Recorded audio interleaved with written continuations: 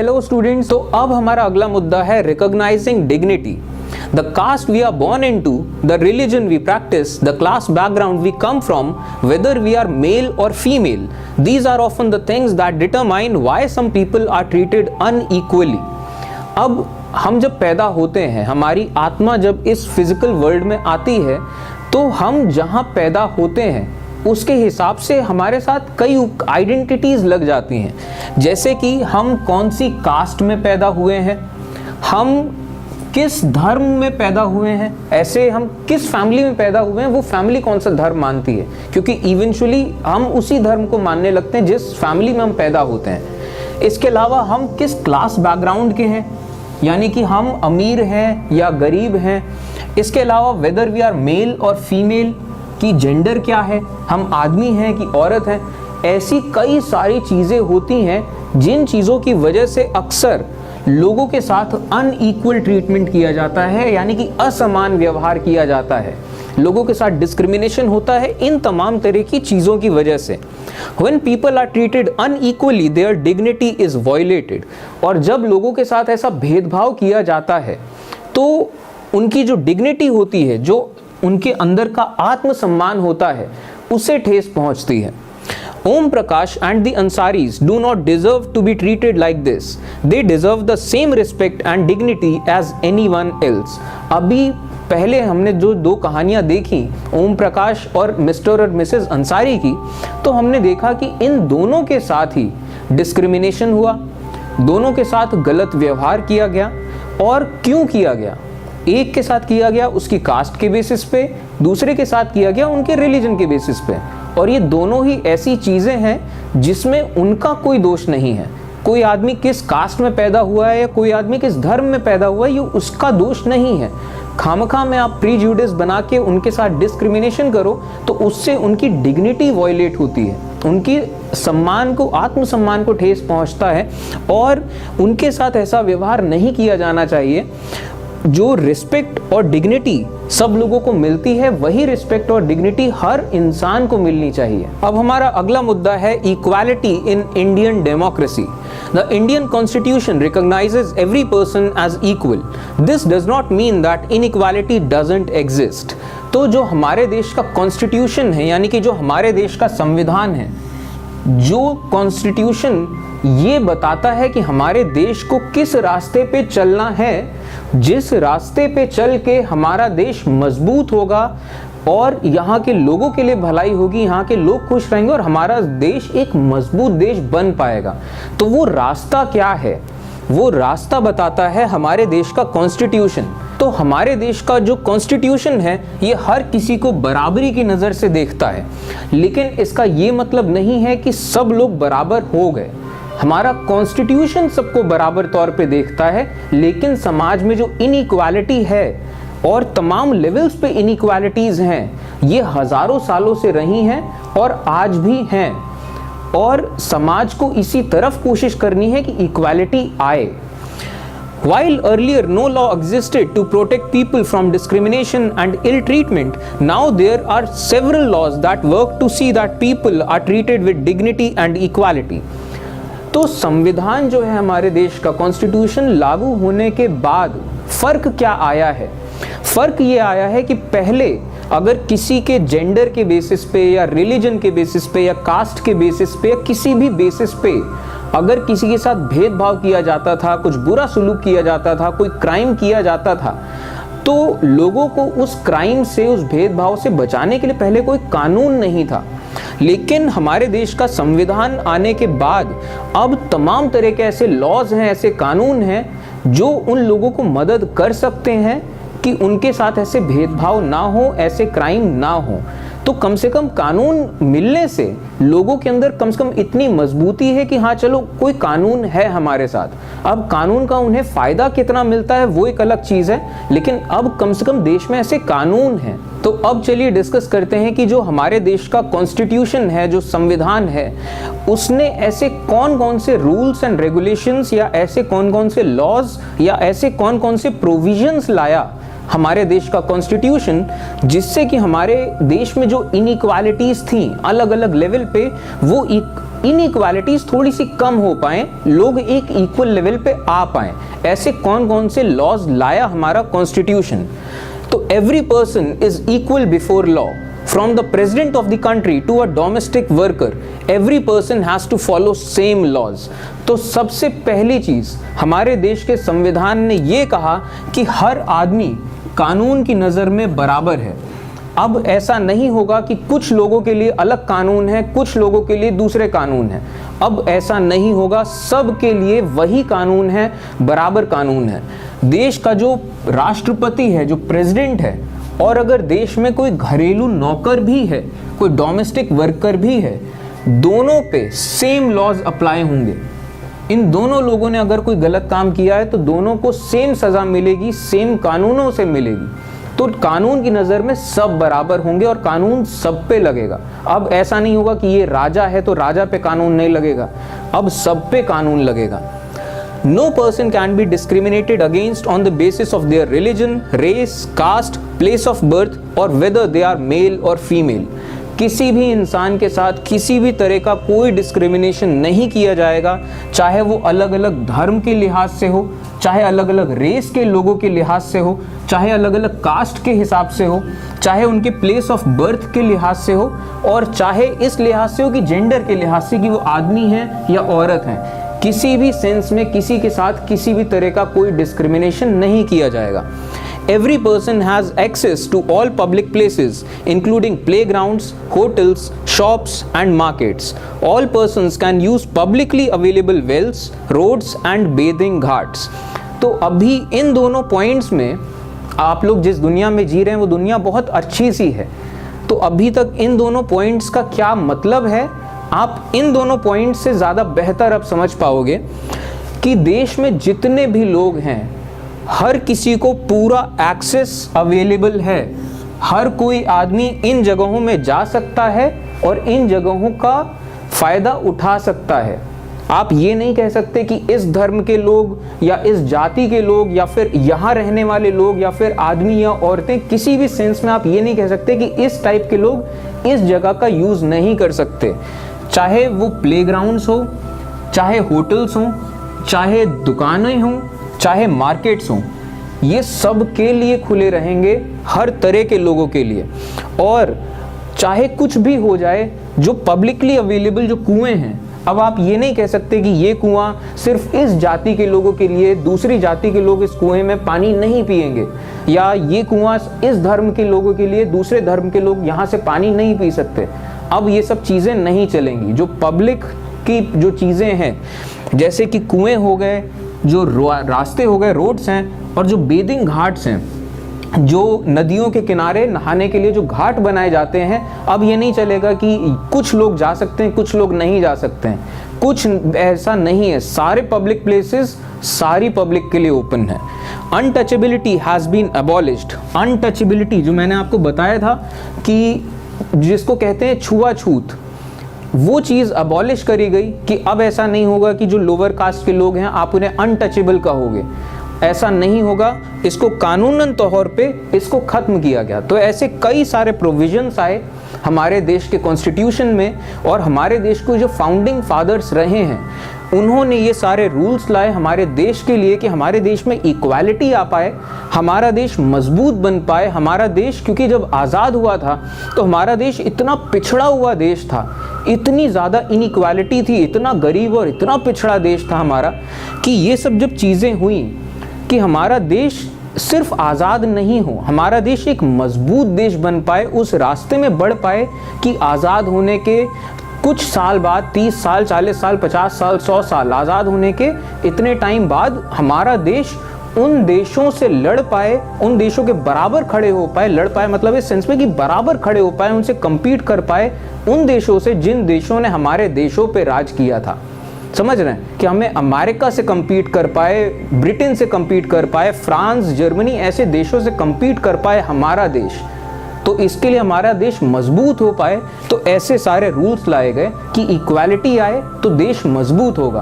अब चलिए बात करते हैं कि जो हमारे देश का संविधान है वो देश की सरकारों के लिए, जो भविष्य में सरकारें आने वाली हैं, क्योंकि हमारे देश जब बना था तो हमारे देश के जो फाउंडिंग फादर्स रहे उन लोगों ने देश बनाया, संविधान बनाया, उस संविधान में रास्ता दिखा दिया कि आपको इस रास्ते पे चलना है। लेकिन अब जो अगली सरकारें आएंगी, क्योंकि वो लोग कब तक जिंदा रहेंगे, वो मरेंगे, फिर अगले नेता आएंगे, अगली सरकारें आएंगी और सरकारें चलती जाएंगी। तो भविष्य की जो सरकारें हैं, उन भविष्य की सरकारों के लिए क्या क्या दिशा निर्देश उन्होंने बनाए कि आपको ऐसे ऐसे कदम उठाते रहने हैं, ठीक है, कि भविष्य में ऐसा ना हो कि सरकारें ऐसा काम करना बंद कर दें। तो ऐसे कौन कौन से प्रावधान थे? The two ways in which government has tried to implement the equality is through laws, through government programs or schemes to help disadvantaged communities. These schemes make sure to give greater opportunity for people who have not had this in the past. तो अब सरकारों को ये जिम्मेदारी दी गई कि जो कानून है, आपको ऐसे कानून लाते रहने हैं जो इक्वालिटी लाए, और जो एग्जिस्टिंग कानून है आपको उन्हें लागू करते रहना है।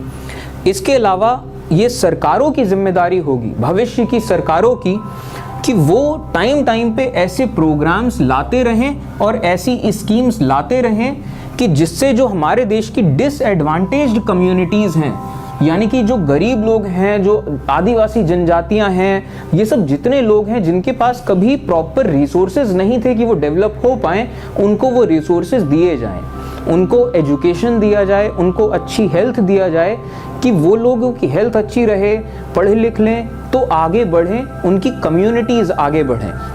तो ऐसी तमाम स्कीम्स दी जाएं जिससे कि लोगों को अपॉर्चुनिटी मिले, वो अपॉर्चुनिटी जो कि उनके पास गुजरे हुए पास्ट में, गुजरे हुए वक्त में नहीं थी। तो ये सरकारों की जिम्मेदारी है। तो अब अगर बात करें स्कीम्स की कि ऐसे कौन से प्रोग्राम्स सरकारों को निकालते रहने चाहिए, तो ऐसी एक स्कीम के बारे में बात करते हैं जो स्कीम सरकार ने निकाली जिससे कि देश के लोगों का थोड़ा भला हो और थोड़ी सी इक्वालिटी आए। तो ऐसी एक स्कीम थी mid day meal scheme. One of these steps taken by the government includes the midday meal scheme. This refers to the program introduced in the government elementary schools to provide children with cooked lunch. तो ये mid day meal scheme, आप नाम से ही देख पा रहोगे, mid day यानी कि दोपहर की बात हो रही है, मील यानी कि खाना। तो ये स्कीम ये थी कि जो सरकारी स्कूल हैं, जो गांव देहातों में और सब जगह पे जो सरकारी स्कूल हैं, उन स्कूलों में बच्चों को कुक्ड लंच दिया जाए, यानी कि लंच का खाना दिया जाए, पका हुआ खाना। Tamil Nadu was the first state in India to introduce this scheme, and in 2001 the Supreme Court asked all state governments to begin this program in their schools within 6 months. तो तमिलनाडु जो India के southern part का एक state है, तो तमिलनाडु वो पहला state था जिस स्टेट ने ये स्कीम शुरू करी, मिड डे मील स्कीम, की सारे सरकारी स्कूलों में दोपहर का खाना दिया जाएगा बच्चों को। और इसके बाद साल 2001 में जो हमारे देश की सुप्रीम कोर्ट है, सुप्रीम कोर्ट ने देश की तमाम जो स्टेट गवर्नमेंट्स है, यानी कि जितने भी राज्य हैं हमारे देश में, उन तमाम राज्यों की सरकारों को ये निर्देश दिया कि आप सब लोग अपने अपने राज्यों के स्कूल्स में ये स्कीम लागू करेंगे 6 महीने के अंदर। तो साल 2001 से ये मिड डे मील स्कीम लागू हुई पूरे देश भर में, कि अब सारे देश भर के जितने सरकारी स्कूल हैं वहाँ दोपहर का खाना दिया जाएगा और अच्छा खाना दिया जाएगा। तो अब ज़रा देखते हैं कि मिड डे मील स्कीम लागू होने से क्या क्या फ़ायदा हुआ। More children have begun enrolling and regularly attending school. तो सबसे पहली बात, जब स्कूलों में लंच दिया जाने लगा, पका हुआ खाना, वो भी अच्छा खाना, तो ज़्यादा बच्चे स्कूल में एनरोल करने लगे, ज़्यादा बच्चों ने अपना नाम लिखाया स्कूल में और वो रेगुलरली स्कूल अटेंड करने लगे। यानी कि पहले ऐसा होता था गांव देहातों में कि बच्चे थोड़े टाइम के लिए स्कूल जाते थे और थोड़ा बहुत लिखना पढ़ना अगर सीख लिया हल्का फुल्का तो स्कूल जाना बंद कर देते थे। घर वाले भी सोचते थे कि यार स्कूल जाएगा उससे अच्छा खेत चल ले, खेत में कुछ काम बटा ले। भारत बहुत गरीब देश है, हमेशा से रहा है। कुछ जगहों की, छोटी सी जगहों की चकाचौंध में आप पढ़ के ये गलत फहमी में मत पड़ जाना कि भारत अमीर देश है। भारत गरीब देश है, आज भी गरीब देश है। बस इतनी सी बात है, कुछ लोग ऐसे हैं जिनके पास पैसा आ गया है, वो इकट्ठा हो गए शहरों में, तो अब उनको लगने लगा है कि भारत बहुत अमीर हो गया है। भारत आज भी गरीब है। तो खैर, तो अब जब मुफ्त में खाना दिया जाने लगा तो ज़्यादा बच्चे एनरोल करने लग गए, खाना मिलने लग गया स्कूल में, तो रेगुलरली अटेंड करने लग गए school. The attendance of the children have improved. Before the midday meal scheme, the children didn't return to the school after lunch time. जो बच्चों की अटेंडेंस है, अटेंडेंस इम्प्रूव होने लग गई। पहले के टाइम पे क्या होता था कि स्कूल में जैसे इंटरवल होता था, इंटरवल पे बच्चों से कहा जाता था आप लोग अपने अपने घरों में जाओ, लंच करके खाना खा के आप वापस आओ। तो बच्चे अपने घरों में जाते थे लेकिन वापस नहीं आते थे। तो अब जब स्कूलों में ही खाना मिलने लग गया, अच्छा खाना मिलने लग गया, तो अब वो बच्चे खाना स्कूल में ही खा लेते हैं और पूरा क्लास अटेंड करते हैं पूरे दिन भर का, तब फिर अपने घर जाते हैं। तो बच्चों की अटेंडेंस इंप्रूव हो गई। It helped to reduce caste prejudices because both lower and upper caste children in the school eat this meal together. Mid day meal लागू होने से जो कास्ट प्रीजुडिसेस हैं, यानी कि प्रीजुडिसेस यानी कि जो दिमाग में आप बैठा लेते हैं तमाम तरह की चीज़ें, कि अब जब आप गांव में अगर देखो तो एक जाति के लोग अलग रहते हैं, दूसरी जाति के लोग अलग रहते हैं। तो अब जब लोग ही अलग अलग रहते हैं, उनका आपस में कोई इंटरेक्शन नहीं होता। इंटरेक्शन के सेंस में उनके दिमाग में ये भरा है कि इस जात के लोग ऐसे होते हैं, दूसरी जाति के लोगों के दिमाग में भरा है कि इस जाति के लोग ऐसे होते हैं। तो ये प्रीजुडिसेस बढ़ते रहते हैं। जब स्कूल में मिड डे मील में लोअर कास्ट के और हायर कास्ट के बच्चे साथ में मिल बैठ के खाते हैं, तो ये प्रीजुडिसेस थोड़े से डाउन होते हैं कि वो जो रियलाइज करते हैं कि हम सब एक जैसे हैं, हम सब एक हैं, और तो साथ में खाने से भाईचारा भी बढ़ता है। तो इस वजह से मिड डे मील स्कीम से कास्ट प्रेजुडिसेस थोड़ी सी कम हुई। It also reduces the hunger of poor students who cannot concentrate because their stomachs are empty. अब गांव देहातों में जो स्कूल होते हैं उनमें कई सारे ऐसे घरों के बच्चे पढ़ते हैं जो बहुत गरीब तबके से आते हैं। तो वो बच्चे बिना कुछ खाए स्कूल में आते हैं क्योंकि घर में खाने को ज़्यादा कुछ है नहीं। तो अब वो स्कूल में आते हैं तो भूख की वजह से वो कॉन्सेंट्रेट नहीं कर पाते पढ़ाई पे। तो अब जब स्कूल में खाना मिलता है तो वो ज़्यादा अच्छे से कॉन्सेंट्रेट कर पाते हैं क्योंकि अब उनके पेट खाली नहीं है, पेट भरा होता है तो दिमाग चलता है। तो अब गांव देहातों के स्कूलों में मिड डे मील जब लागू हो गया तो अब सिचुएशन पहले से तो बेटर हुई है, नो डाउट। लेकिन अभी भी आप ये सोचें कि एजुकेशन सेक्टर में बिल्कुल इक्वालिटी है, हर चीज़ सही है, तो ऐसा नहीं है। There continues to be a very big difference in our country between schools that the rich attend and those that the poor attend. हमारे देश में जो स्कूल, जिन स्कूलों में अमीरों के बच्चे पढ़ते हैं और वो स्कूल जिनमें गरीबों के बच्चे पढ़ते हैं, उन स्कूलों में ज़मीन आसमान का फ़र्क है। और जब एजुकेशन की बात होती है तो अब जहाँ पे गरीबों के बच्चे पढ़ते हैं उन बच्चों को पढ़ाता कौन है? जो टीचर पढ़ाते हैं वो टीचर भी बहुत ज़्यादा ऐसे पढ़े लिखे नहीं हैं, वो भी थोड़े बहुत पढ़े लिखे हैं, उनके पास ना ज़्यादा रिसोर्सेज हैं, तो वो जितना बहुत पढ़ा पाते हैं वही पढ़ा पाते हैं। जबकि अमीरों के बच्चे वो जो टीचर्स से पढ़ते हैं वो टीचर भी एक से एक अच्छी अच्छी जगहों से डिग्री लेकर आते हैं, तो वो पढ़ाते हैं उन बच्चों को।